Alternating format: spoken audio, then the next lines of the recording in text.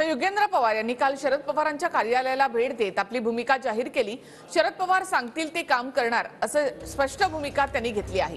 तसंच राजकारणामध्ये संधी मिळाल्यास विचार करणार असं यावेळी युगेंद्र पवार यांनी म्हटलं।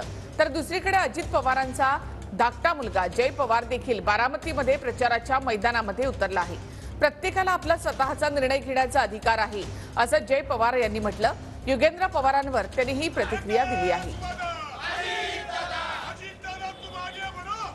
राजकारणात यायला आपल्याला तळागाळात येण्यासाठी संधी हवी का? वरिष्ठांनी संधी दिली तर आपली पुढील भूमिका राजकारणात बघू ना, जर संधी दिली तर बघू। आता त्याच्यावर काय भाष्य करणं बरोबर राहणार नाही।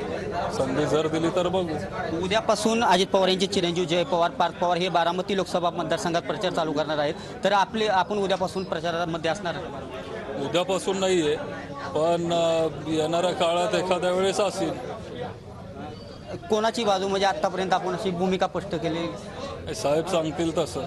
सगळ्यांना मी सांगितलं की दादांची विकासाच्या कामाबद्दलच बोलायचं। त्यांनी एवढे वर्ष व्यवस्थित कामं केलेत, त्याच्या व्यतिरिक्त चुकीचं काय बोलायचं नाही, कारण दादांची पद्धत एकदम स्ट्रेट फॉरवर्ड आहे। विकासाच्या कामाबद्दल बोलणार आहे आणि तसंच आपला प्रचार चालू राहणार आहे। नाही तर सगळ्यांचे स्वतःचे चॉईसेस असतात, त्याच्यामुळे जरी त्यांनी निर्णय घेतला सुप्रियाताईंचा प्रचार करण्यासाठी तर ते करू शकतात आणि करायला पाहिजे। आपल्याला सगळ्यांना माहिती आहे की म्हणजे वाटतंय की वहिनींना मिळणार, जोपर्यंत दादा त्यांचा उमेदवार जाहीर करणार नाही तोपर्यंत आपण दादांचा प्रचार करतो आणि राष्ट्रवादीचा प्रचार।